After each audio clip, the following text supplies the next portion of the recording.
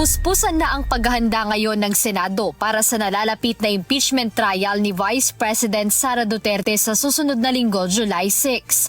Ayon kay Senate President Sherwin Gatchalian, bilang siya ang magiging presiding officer sa impeachment trial, ay sinimula na niya ang pag-aaral sa 4 na articles of impeachment ng pangalawang Pangulo. Ibinahagi ng senador na pinapanood niya ang mga nakaraang video ng 2012 Corona impeachment trial upang kumuha ng gabay sa magiging takbo ng proseso. Bukod dito, puspusan din niya ang kanyang konsultasyon sa legal experts upang matiyak na magiging maayos at mabilis ang takbo ng nasabing paglilitis.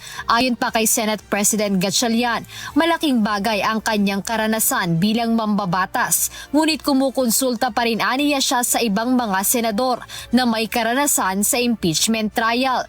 Kaugnay nito, nabanggit din ng senador na tinatayang tatagal ng 7 hanggang 8 buwan ang trial at kung magsisimula ito ngayong Hulyo ay inaasahang sa Pebrero ng susunod na taon matatapos. Dahil dito, naghahanap na ng paraan ang Senado kung paano mapapabilis ang proseso dahil ayon kay SP Gatchalian, hindi maaaring mapabayaan ang iba pa nilang trabaho, partikular na ang pagbabalangkas ng mga panukalang batas at ang pagtalakay sa 2027 national budget sa darating na Agosto. Jed Neresina, humahataw sa balita ngayon.